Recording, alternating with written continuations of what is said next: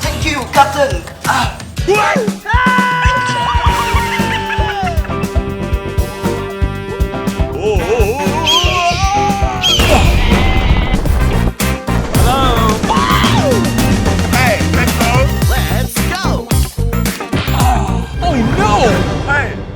What are you doing?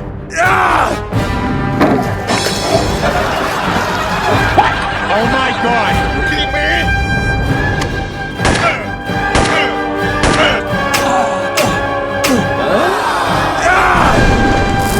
Get out!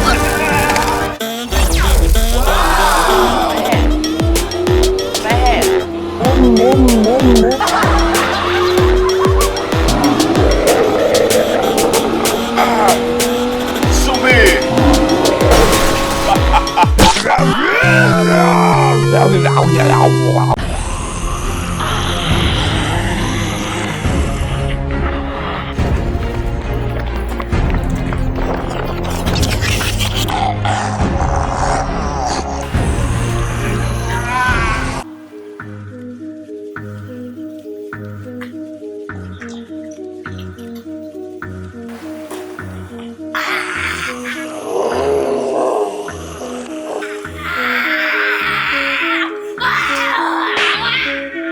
Yên lặng, tao sẽ giúp mày trở thành người bình thường. Bác sĩ! Bác sĩ! Có kinh không? Ngoài kia còn 2 người nặng hơn cái bệnh nhân này. Đi rồi!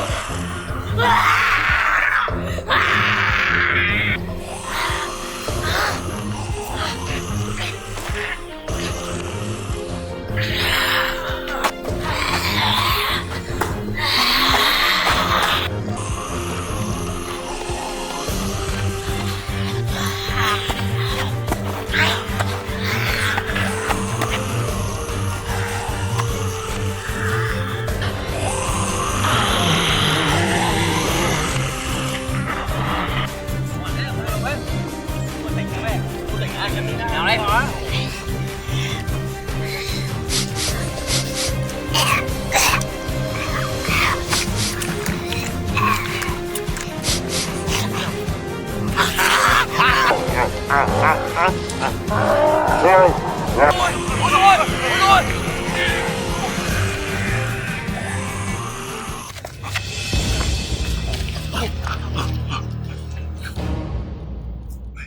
Zombie đâu đấy?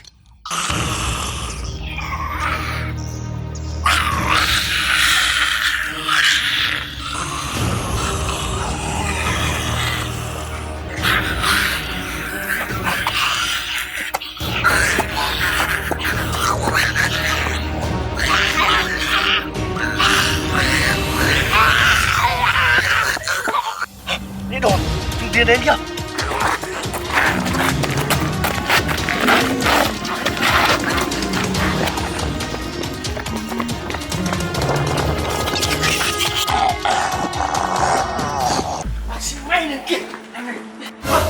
Bệnh nhân ơi!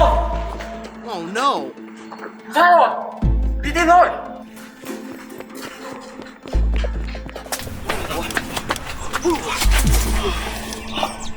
Đi tội mẹ!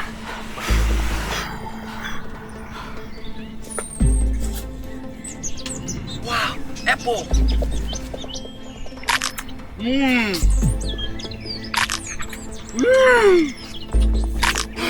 Đi đâu ạ? Cho tao ăn với! Không! Đây, đây, cho xin miếng nào! Không cho! Không cho!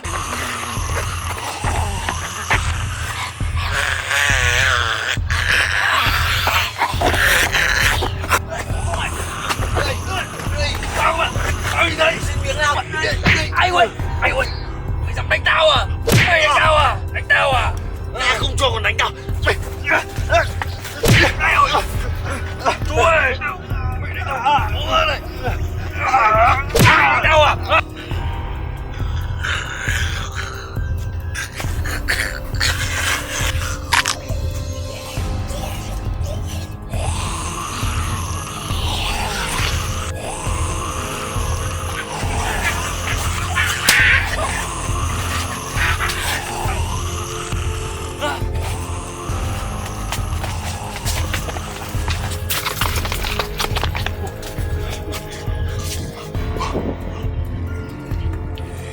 cứu được điện kem rồi.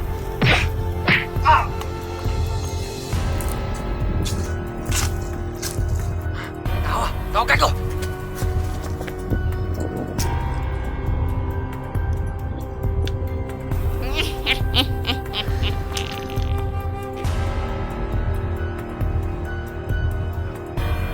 Đi ơi.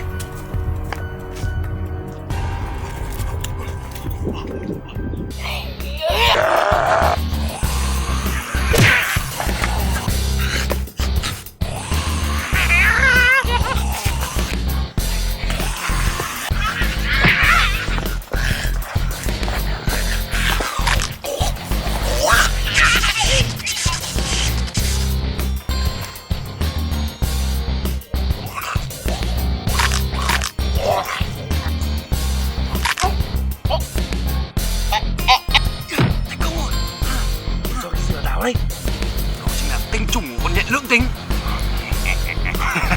Trời, mày nhìn điện kem kìa.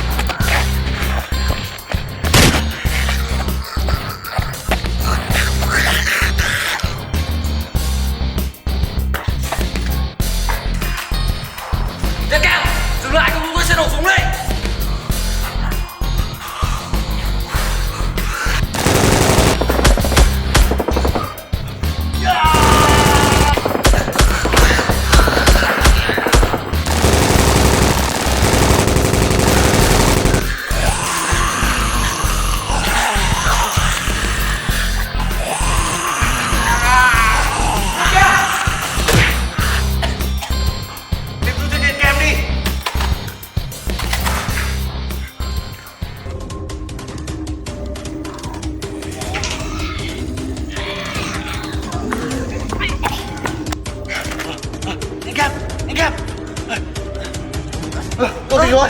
Điện xanh, điện đỏ. Sao mình ở đây? Cậu vừa bị nhiễm zombie đấy. Tôi giết cả ông bác sĩ nữa. Cái gì? Sao lại có chuyện đó được? Thôi, đứng dậy đi thôi.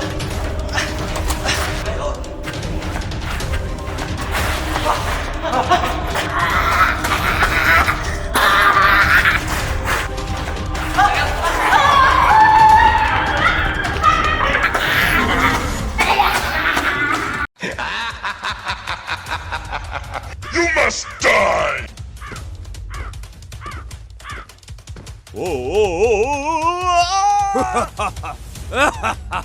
Oh, pretty please!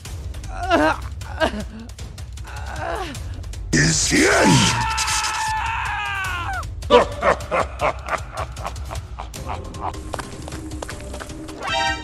Oh no!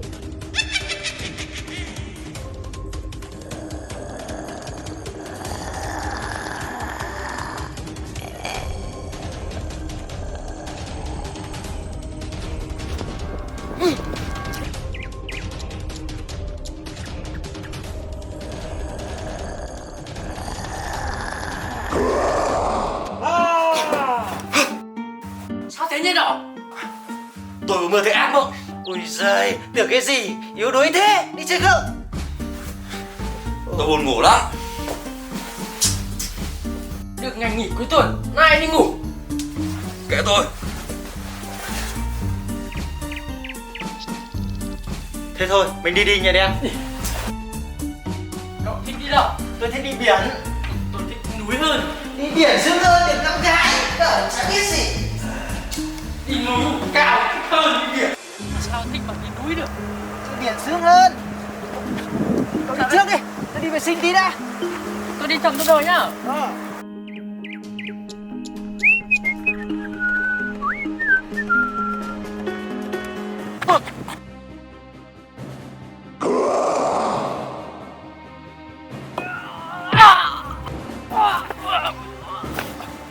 Đen, có chuyện gì vậy? Đen.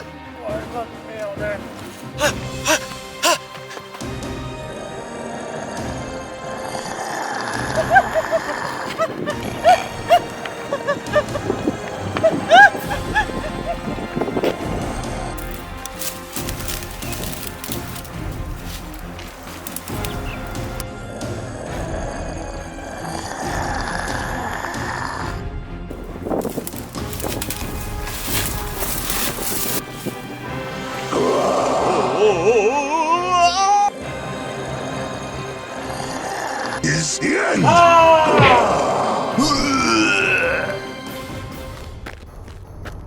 Khan.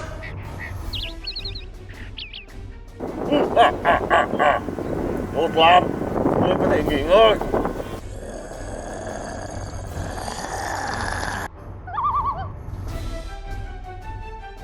Vẫn còn một tên nữa thì phải. Dạ đúng rồi ngài. Nó là nhiệt đó, tôi biết nhà nó. Người nghiện đã đến lúc tuyệt chủng. I'm gonna pump you full of lead.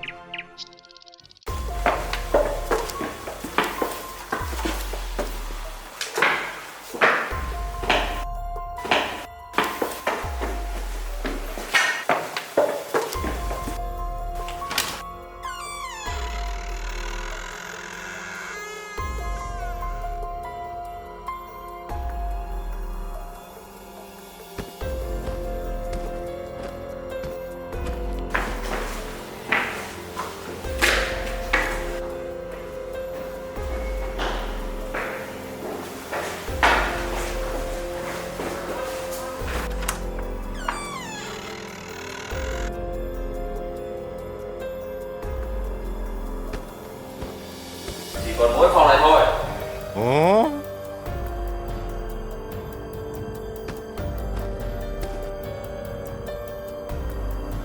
Oh, man.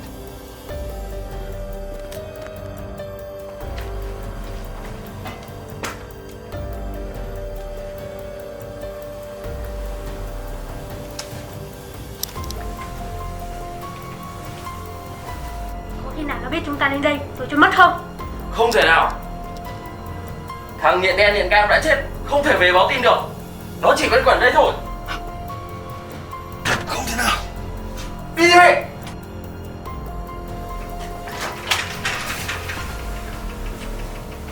Nhện đen. Nhện cam.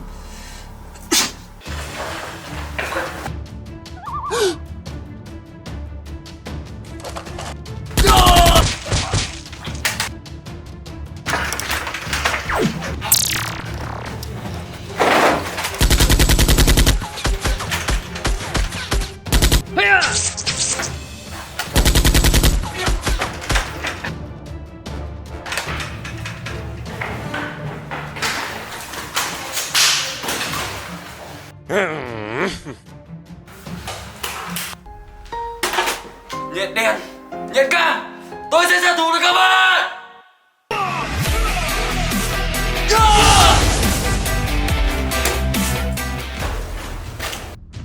Dạ, thương à. Đã giết được hết bọn người nhện chưa? Dạ, có sốt thằng nhện đỏ. Bây giờ anh em của mày đâu? Đàn em bị giết hết rồi. Vô dụng. Tao nuôi chúng mày bao lâu này mà có mỗi việc đấy cũng không làm được. Thương à, bây giờ phải làm sao? Ở đây nguy hiểm, rút khỏi đây đã rồi tính.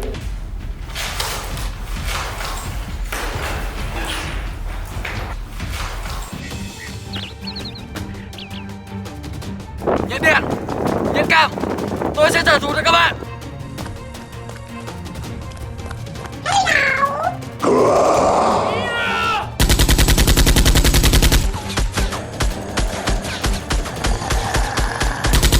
What?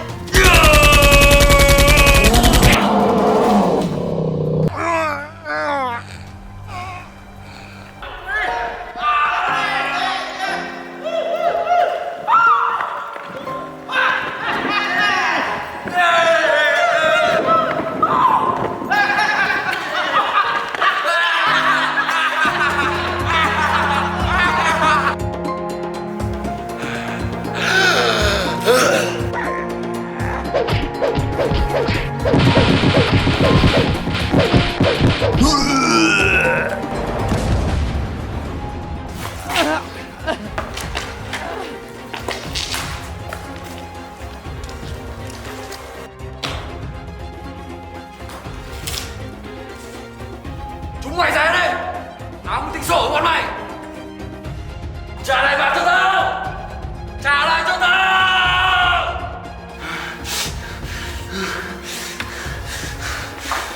Thù này nhất định tao sẽ trả. Chúng mày ở đây đấy.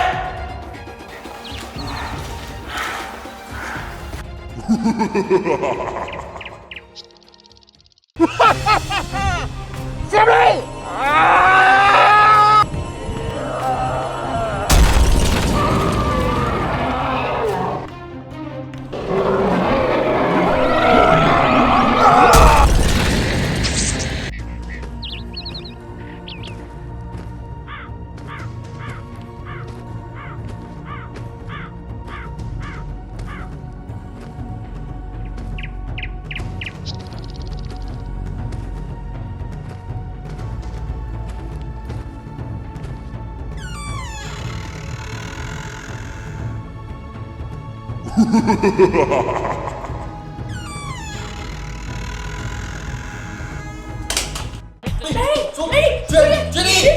Non ci bravo, Scolato! Scolato dal Beneghe! Đá nó phải như thế chứ. Rồi vời luôn. 1-0 rồi. Hả? Xanh tiếp đi. Cái điều sinh đã. Tí rồi chiến đấu. Nhanh nhá. Chuyên, sút.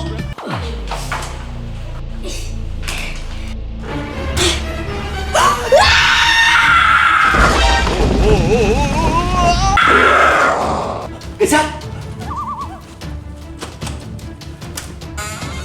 Cảnh sát! Cảnh sát! Cảnh sát! Có trong đó không?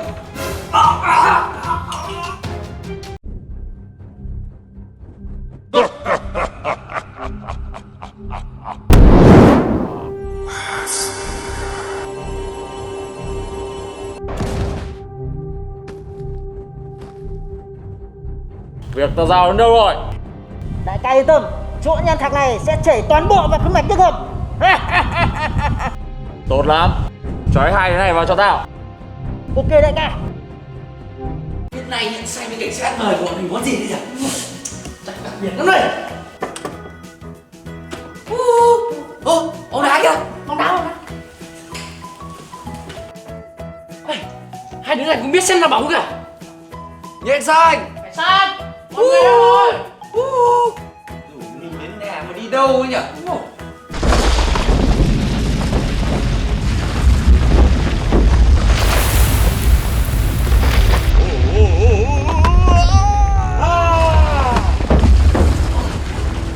Có chuyện gì xảy ra vậy? Nhìn đây, nhìn đây.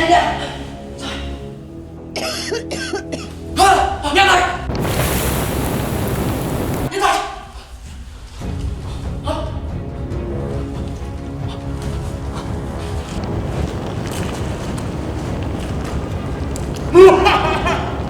Nhện xanh, cảnh sát, kỹ lưỡng. Nhện xanh và cảnh sát của chúng mày sắp thành cho bùa hết rồi. Mà xả bộ hạt ra. Come on. Chúng ta đi cứu nhện xanh rồi. Đi.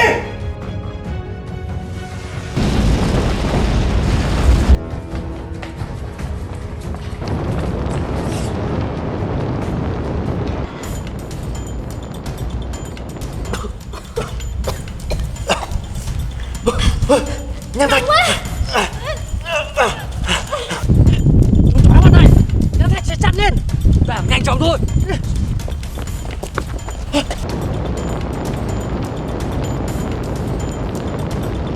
Nhắm thạch chờ sinh đã chắn lên rồi, chúng ta phải nhanh hơn nữa.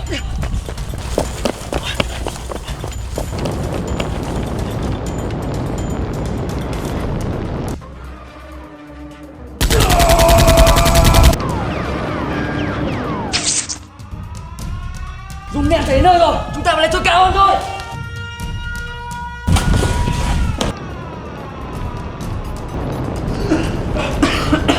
Ở đây có một bức tường chặn rồi, chúng ta vào trong thôi. Go, go, go, go! Nhện xanh! Nhện xanh! Nhện xanh! Mày là đệ tử thân cận của tao. Tao sẽ truyền cho mày 2 phần công lực để mày đối phó với bọn siêu nhân kia. Cảm ơn đại ca.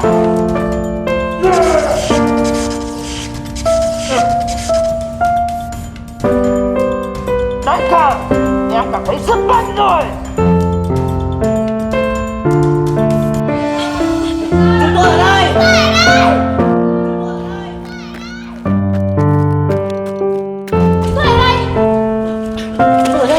Hurry up! Nham thạch đã chảy vào các mảnh nước ngầm rồi. Chúng ta đi cứu thế giới thôi. Đi rồi. Từ đó. Đi. Đấy. Có chuyện rồi. Đến lượt mày thể hiện đấy. Ok đại ca, em sẽ không làm đại ca thất vọng đâu.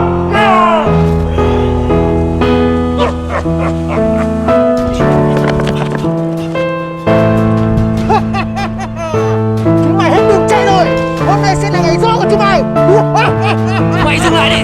Điều đó không tốt đẹp đâu. Thế giới của chúng mày là hòa bình, thế giới của tao là chiến tranh. Xem đi.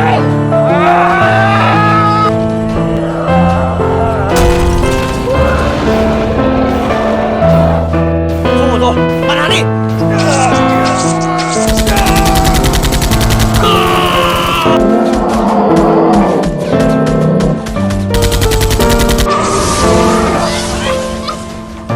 Súng đạn không có tác dụng rồi.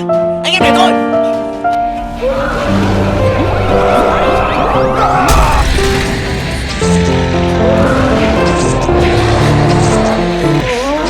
Điện xanh, cố lên.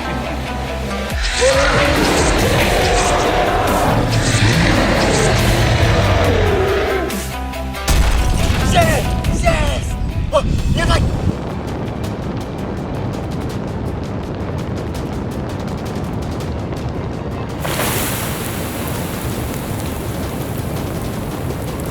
Hay lắm. Nhân thạch đang tràn tới, chúng ta phải nghĩ cách dập nó thôi. Muốn dập được nham thạch, chúng ta phải bịt được cái lỗ của killer tạo ra. Nhanh lên, không có thời gian đâu. Bây giờ chúng ta phải làm thế nào để lấp được cái lỗ này? Chỉ có nước mới dập tắt được lửa thôi. Tôi có một người bạn. Alo, Jesse à?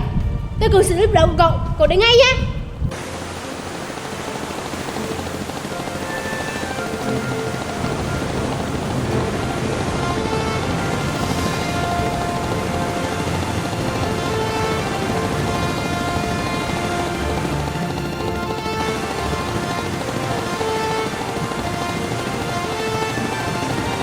You take the point.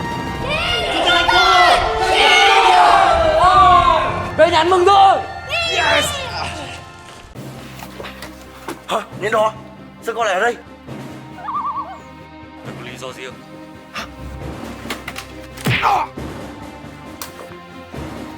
Tôi xin lỗi. Để cứu vợ, tôi bắt buộc phải làm vậy.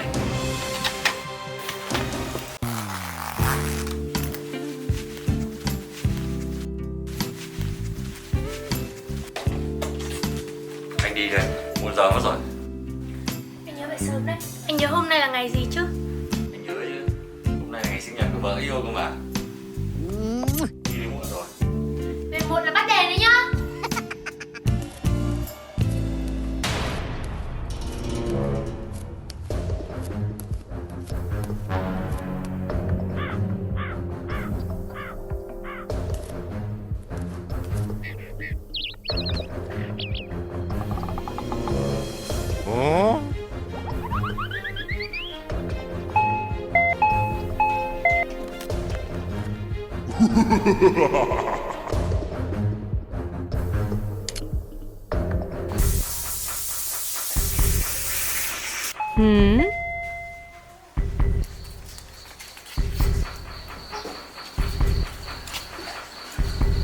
Ai để quà đây ấy nhỉ?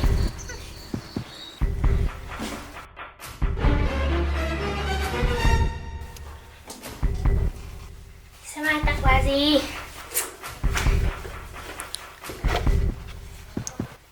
Ơ, gì vậy? Châm cài tóc? Sao nhìn cũ vậy? Châm cài tóc cũ thế. Thôi cũng được.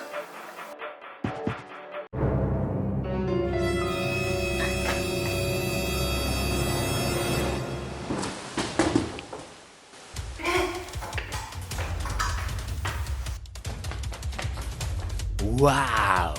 Oh yeah.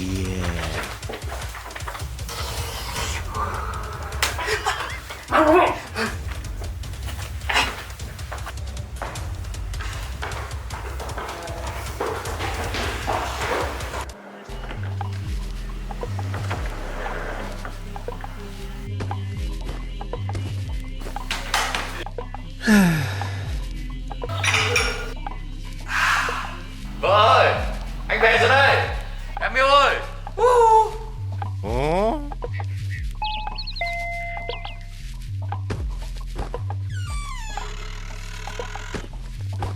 Oh. Oh.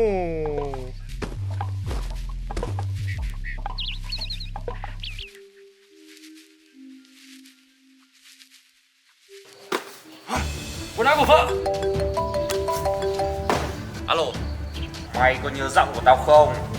Mày là ai? Killer. Thằng nghe hả? Thả vợ tao ra. Không muốn vợ mày chết thì một mình đến đây. Đừng ngu mang vũ khí. Được.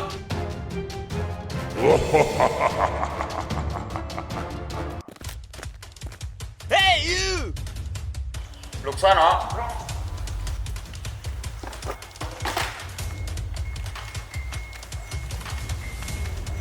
Đại ca, không có gì. Thằng này hối lách quá đại ca. Tốt lắm. Vợ tao đâu?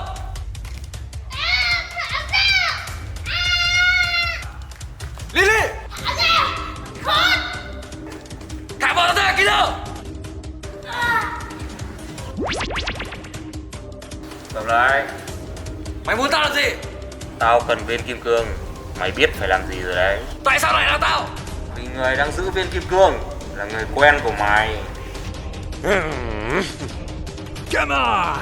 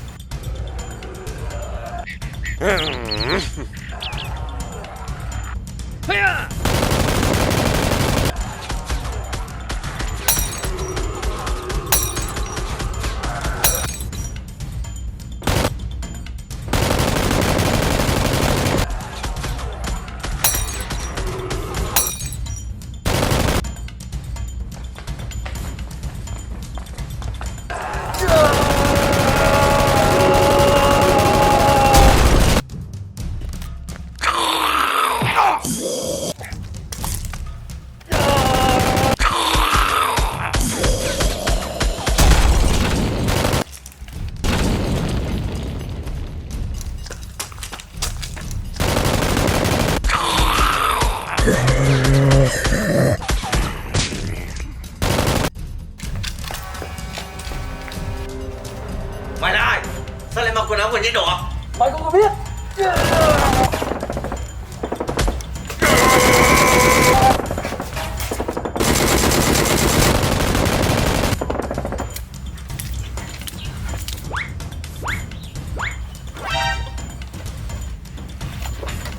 Hả? Nhện đỏ?